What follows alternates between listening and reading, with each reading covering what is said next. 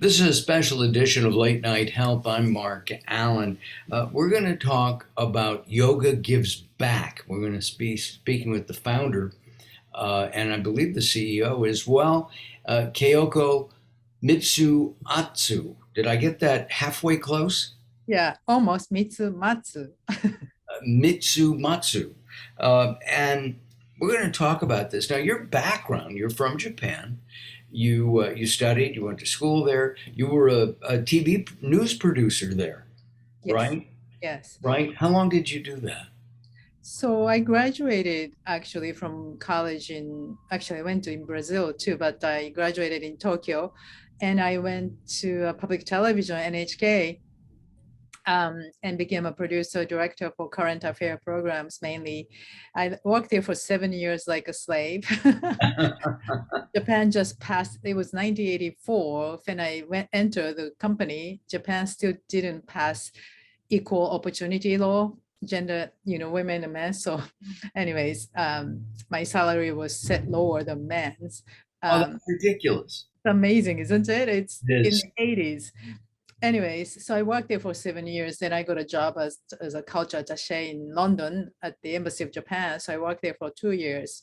Then I moved to Los Angeles and I've been producing, directing, researching, coordinating documentaries again for NHK for over 20 years. Well, if you ever need an English guy, you know where to come. An English speaking guy. I'm not from England. I'm from Los Angeles. You during your work, you needed something, I guess, to relax you, and you got into yoga. Mhm. Tell us about your experience with yoga, and then we're going to talk about your foundation, Yoga Gives Back. Yeah, thank you for the opportunity, Mark. Yeah, so I was making a documentary in 2007, 2006, about 15 years ago, about social entrepreneurship. And Dr. Muhammad Yunus, you probably know, who received Nobel Peace Prize for his revolutionary microfinancing. He received that honor in 2006. So we are doing a documentary about microfinancing and social entrepreneurship. And back in Los Angeles, I was just starting yoga practice.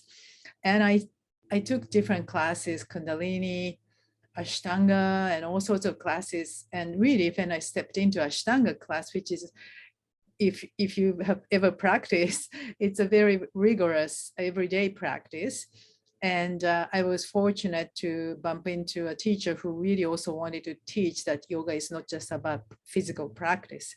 It is an ancient wisdom of a huge philosophical, spiritual tradition of thousands of years old. So I love physical exercise, but I really was drawn into this spiritual side of the tradition. And very soon, like every day, so it was a great stress release. When I was not shooting, I started going every day and sweat a lot, started losing weight and starting to feel great, right? And then spiritual side was very deep because I was 47. I've done enough documentary producing for like almost 25 years by then. So, and I always loved the topics of current affairs, and represent voice for the voiceless was my biggest goal always. Even though we dealt with projects of all sorts of stories, Helen Keller to global warming to obesity in the US, all sorts of things. Anyways, I always had this very deep call to represent the voice for the voiceless. And that's why I went to public television anyway in the first place. So long story short, spiritual journey with yoga started to really make it very clear to me that for the first part of yoga, my life, I should dedicate it to my life to learn everything, experience everything. But the second part of my life should be dedicated to use what you've learned in the first part of life and give it to other people as a service. And I To learned give that, back, to give yeah, back. give back, exactly. Not to yourself, but to give back because you got so much resources within you as an experience already. So I was 47, and I learned that, and then also learned that from yoga's philosophy, that your body is a temple. You have to look after yourself as a temple, not just because you want to feel good and look good, but so that you have this temple to serve others who can use your service. So that also really hit me very hard. So I was ready to kind of shift my, energy from, of course, I was making money and it was my, sustainability to be a producer, but I started to put more effort. I wanted to do something back to give back. So I talked to my yoga teacher also, like in 2007, 15 years ago. There were a lot of yoga classes and charity classes. Yoga community is a very giving place. And there are a lot of charity classes always. And there were HIV support, breast cancer, animal rights. So I used to take these classes. But because I was making this documentary about microfinancing and I knew about the poverty issues in India, one day I realized maybe we should do something to give back to India. So I talked to my teacher and he agreed because he just came back from India. He saw the poverty, firsthand, and he said, let's do it. And we talked to yoga studio owner. That's the beginning. And I started talking about how about, thinking of bringing this microfinancing idea, because microfinancing community platform is, you just need like $10 to give to a poor woman in developing countries like India. She can start a business with $10. It's unthinkable in the US or in developing countries, but that's how it is. And that's how Muhammad Yunus changed millions of people's lives coming out of poverty. While you've been talking, we've been looking at some photos of women and working and doing. You said something about your own pay scale back in the 80s. Even today, in 2022, women are not quite paid as much as guys. Yeah. Get with it, feds. Come on.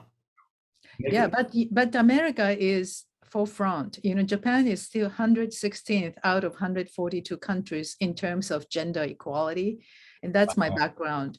So I always looked up for US as a, like really strong feminist activist country. So like compared to, like, if US still has a problem, you can think of Japan and India, right? Other countries still struggle. Right.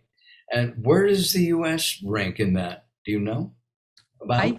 I forgot, maybe 10. It's not the top. It's not the top. No. We still have a ways to go. Mhm.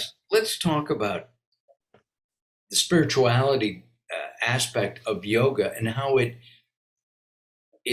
changed your life. I mean, I'm looking at the signage behind you, and it says for the cost of one yoga class, you can change a life. Mhm. Yoga changed your life, Yeah. and I know you said the second part of your life. You're still in your first part of your life. You got another 100 years to go. What can we do in the Western world to help the women in India through Yoga Gives Back? And what are the needs? Yes, good question. Thank you. First question about what you can do in the US or in the West. So if you are benefiting from yoga practice, which can be meditation or just pranayama practice or physical practice, whatever, just honor that source, which is India. And if you're paying $15 a class or $20, just give that to us once or monthly. And for example, if you give $25 for a year for one girl, this like young girl like this, Right. She can continue education instead of being forced to marry. Child marriage still is the highest in the world. 1.5 million girls are forced to marry every year. Ah, Yes, so that's the reality, right? So if you I mean, give, these girls in that photo look like they're 8, 9, 10 years old, 11. yes, yes, they are at risk of being forced to get married as soon as possible, especially during the pandemic. Parents lost their jobs, or one parent died because of COVID. So they're in a very difficult situation. People don't talk about it anymore. Media forgets it. But that's the reality. So first question is, what can we do? So donate or host a fundraiser. If you're doing a yoga class as a student or teacher, you can always just get together for one day and just let's give this class for India's women and children. And you can raise a couple $100. That goes a long way. I mean, it's hard for us to believe that for $10 you Yeah, could start a business, yeah, exactly. right? Mhm.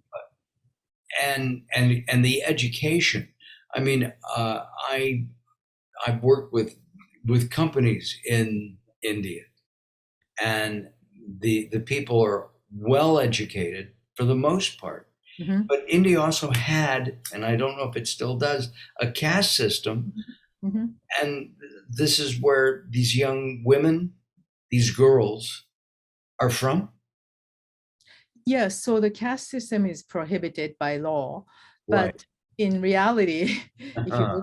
if you go to India and see the matrimonial, like a marriage arrangement pages of the newspaper, they, it's amazing. They list what caste the parent is looking for their daughter, for their son, what caste they come from. So they try to match the caste, right? And a lot of women and children we support are from lowest caste, or sometimes it's called untouchables, lowest, untouchable class. So they can never get to, good jobs or good education. But of course, they have amazing resilience Mhm. and the same drive for life if they only have a chance. There is a documentary, um, Fire for Writing, I think, which was nominated for Oscars this year. It Got talks about journalists from Dalit, this untouchable class. Amazing documentary. it. Breaking out. I mean, saying, having a parent say, you're going to be married. You're 11, 12, 13, 14 years old. I Yeah. have a friend who at 14 um, was told that she was going to get married at 18.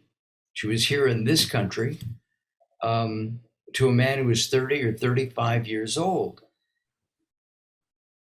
The only word that comes to mind is icky. Um, these are the kinds of things that are going on, and Yoga Gives Back helps prevent this. Yes. So like, for example, in area called West Bengal, the state just south of Bangladesh on the Bengali side. We work with NGO is a non-governmental organization, like non-profit, called Nishta.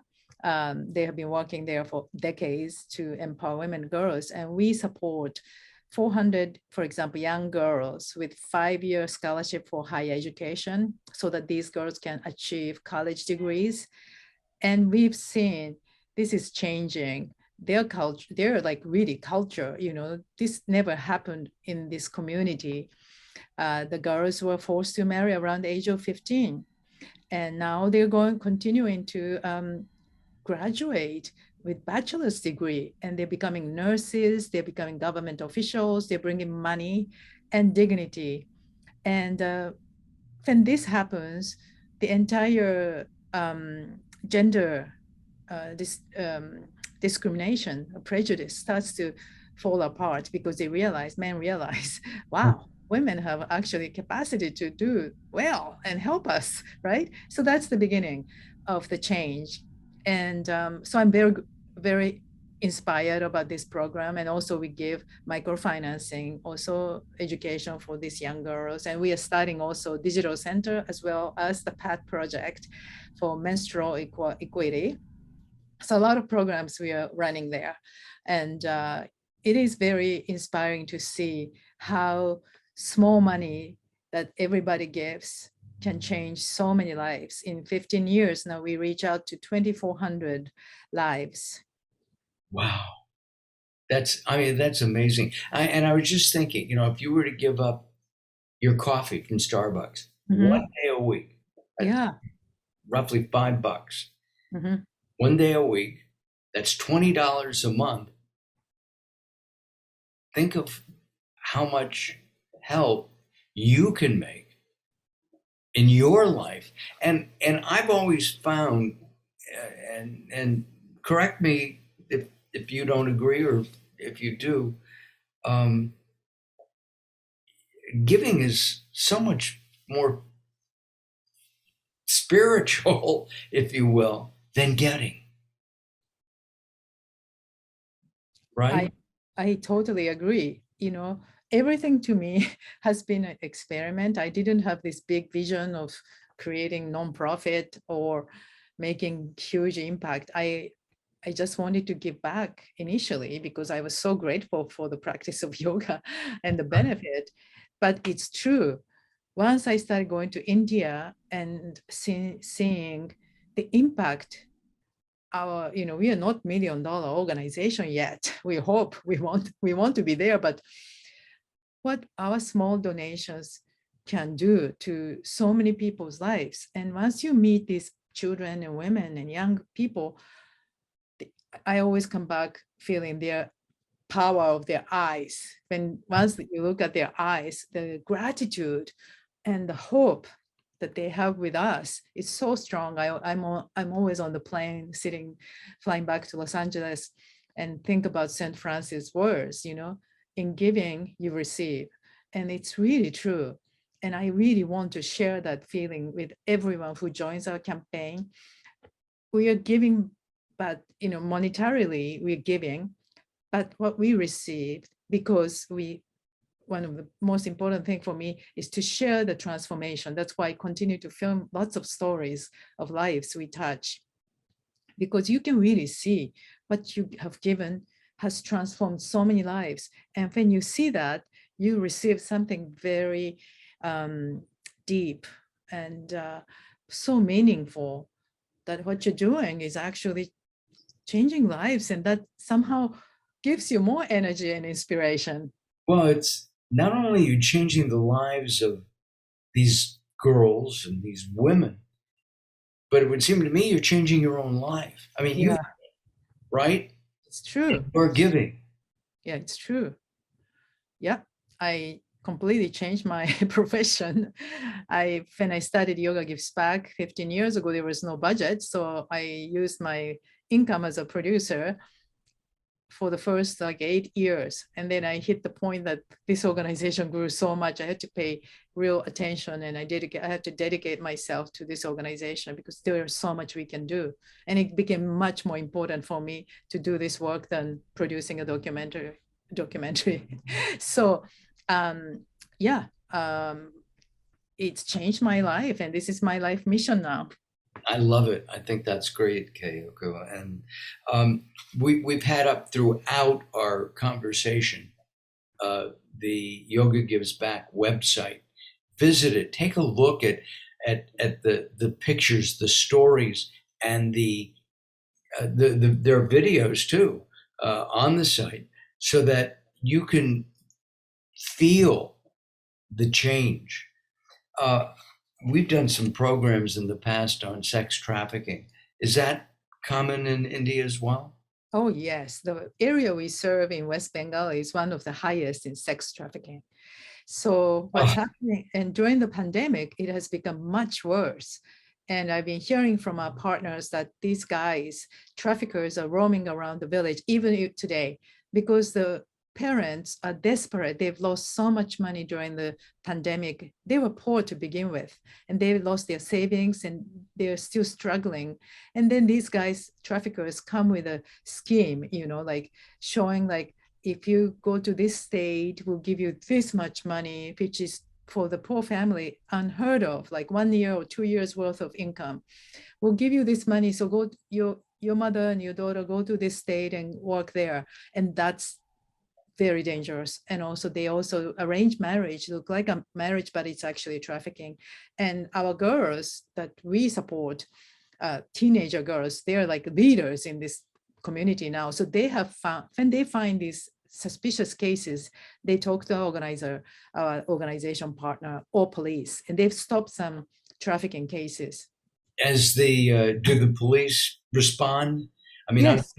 I'm thinking back in the 40s and the 50s here in this country.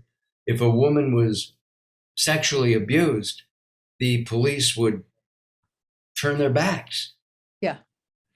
Well, I don't know the ratio, but at least these girls have been empowered so much. If there is only one person talking about it, maybe police will ignore. But when there's a bunch of girls and women going to the office every day, things like that, when these activism take place as a group, there's a lot of pressure. And we've seen last couple of years, especially, they have been successful. Word popped into my head: apathy. Mhm. Do you think that most people are apathetic in saying, well, that can't happen to me, it won't happen here? Why do I need to help those people in India, those girls in India? And I say girls because they're young women, Yeah. right? Yes. Just like anything else, no ordinary Americans are bombarded with charity, political campaign emails every day for donations, right? And and also like good causes for charity water or whatever, environmental causes, lots of causes. Ukraine, refugees and Ukraine war. And so you can choose. You can't do everything, right? You can't solve all the problems with only, you only have so much. So here's what I learned from Mother Teresa's missionary of charities in Calcutta, which I visit every time I go there. They told me, because I told the sisters there that I always want to come here and volunteer one day in the House of Dying that Mother Teresa started. And the sister who used to work with Mother Teresa told me very clearly, Kayoko, don't worry about it. Don't come here. You've already have your mission. If everybody does their own mission in this world will be a better place. And I was in tears. It's true. I cannot do Yoga Gives Back and also go to Mother Teresa's house, right? I don't have enough time and enough energy. I should just focus on my mission. And I think if everybody finds their mission, his or her mission, and just do something for it, this world will be a better place. Don't underestimate your action and your impact. So I can't bring everybody to our cause, but if you feel grateful for yoga, just But join us. yeah, but it shows that the power of one person, Mhm. you, Exactly. you Look, do. yeah, I'm a good example. I started from nothing. I didn't know anything about this. So I'm still learning about fundraising, which is another total like different business, altogether. But you meet with people with like-minded, values. And I, one of the bonuses of Yoga Gives Back is I created this humongous community around the world in 30 countries who I've never met most of them. But if I meet, I feel like they're like my brothers and sisters because they come to us with selfless purpose of giving back. And also they feel very strongly that they have been blessed with the practice of yoga. We've been watching some video. We've seen some pictures as Kayoko has been talking with us. What about your own family? I mean, they've got to be really proud. Children, brothers, sisters, family. What do they think? Well, you wish it's a rosy story altogether, right? Of Yes. course, my husband can actually, he is one of my heroes. He's been with me since the day one, up and down, and he's the board of directors. And from And Ken's side, Ken has been on late night help, and that's right. he's also cooked. We're going to actually do a special in a few weeks with you. Kayoko is going to cook with me on Mark Alyn Cooks, and we will talk about yoga giving back during that show as well. Thank you. You're Thank welcome. I don't miss any opportunity. Well, you shouldn't. You Yeah. shouldn't. But your family, I mean, Ken, other family members, they've Yes. got to be proud of you. Yeah. So Ken's family in America is huge. You know, I've got 2 stepchildren, 5 step grandchildren from aging 1 to 24. Oh, right. And they are all so supportive of Yoga Gives Back. But in Japan side, my parents unfortunately have both passed away. My father, until he died, he was very proud, and he came to one of our galas, and he didn't understand what was going on, but he knew something good is happening, so he was proud. But I don't think my brother and my sister-in-law understand why I do this, why I help people in India. Like you talked about apathy. For them, they don't practice yoga, so they don't understand. And I try to make it clear, but it didn't work. So I understand there are some barriers for some people who don't get it. If you never volunteered, if you in your life, you don't understand why you're doing things like this. Well, we here at Late Night Health are very happy to be able to promote Yoga Gives Back. Anything that we can do, in terms of getting the word out, let us know. Will you come back? Will we do this again in a few months? And Oh yes, I'll do anytime. okay, good. Well, we will have this up very soon. Let me rephrase that. Edit, Mark.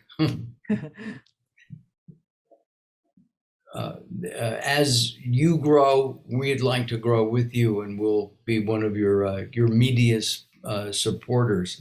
Again, if you are interested in helping these women in India, the website is there. Look at the photos, read the stories, and take a look at the videos. We've just shown you just a smidgen during our short conversation. Thank you very much for your time. We really appreciate it. Thank you so much, Mark, for having us. Yoga Gives Back and me. Thank you. You've certainly inspired me. I'm Mark Alyn. This is Late Night Health.